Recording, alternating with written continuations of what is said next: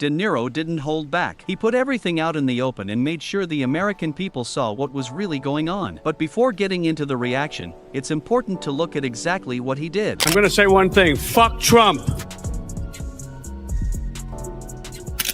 I mean, he's so blatantly stupid.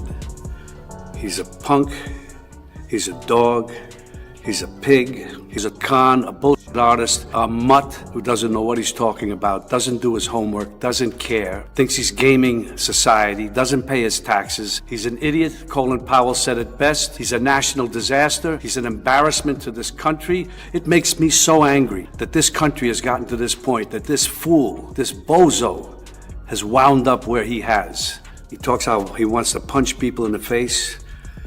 Well, I'd like to punch him in the face.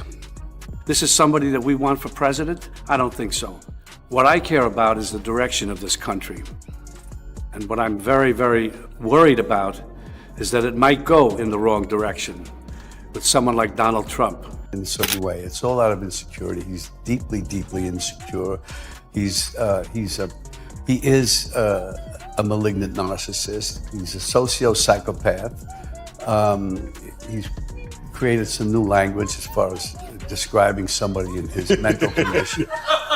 It's so frightening and scary, and he's dangerous. We got to get rid of him. Do you really worry that if he were to win again, and I'm not saying this like it's such a far-fetched notion, if he were to win again, that he would not give up power? You know he won't. You know he won't. He even said it. He's never going to give it up. And anybody who deludes themselves in thinking that he is, shame on you.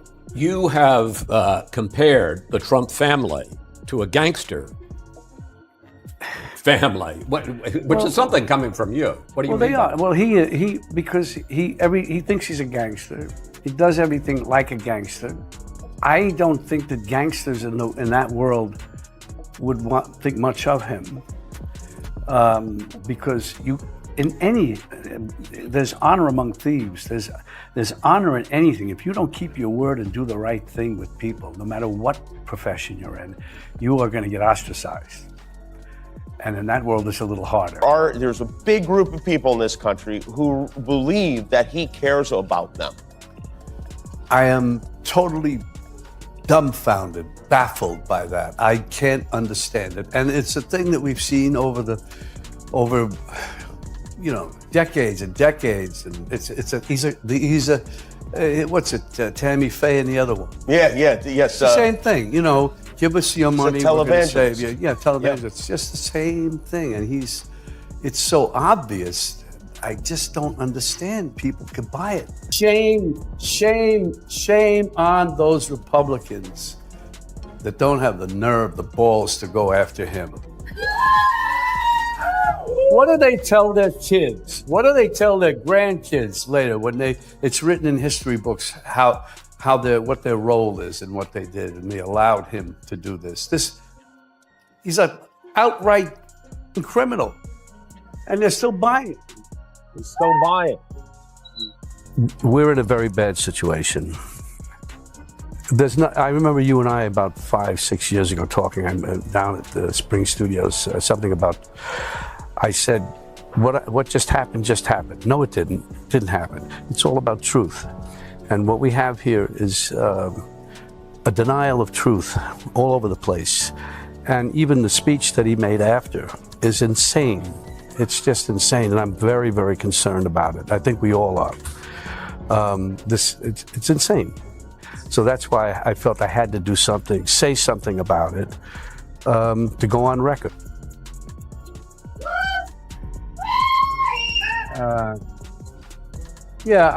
He's so stupid.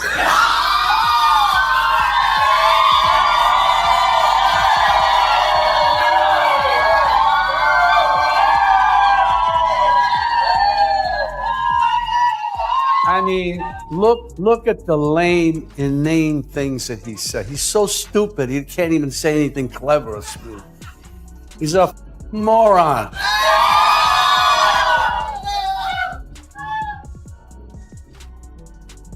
But he's a scary one. And in all seriousness, and we know it here, Robert Niro isn't someone who holds press conferences about politics. In fact, he did one outside a courthouse back in 2024. And before that there was just a single video in 2016. That was pretty much it. But then in April 2026, he suddenly announced another press conference. There was no movie premiere, no award speech, nothing like that. Just Niro, his attorney, a folding table, and an old answering machine that looked like it came straight out of the early 2000s. He set the machine on the table, pressed a button, and said only 6 words. These are from Donald Trump's voice. What followed were voicemails he had saved over an 18-year period, from 1998 to 2016. According to Niro, every message was Trump calling him and asking for something he never got, and Niro had kept every single one. The first message was from March 1998. Trump sounded younger, energetic, confident, inviting him to dinner, suggesting they get together, calling him the best actor and asking him to call back. Niro didn't react at all. He just let it play and moved on to the next one. Then came a message from 2000, where Trump followed up,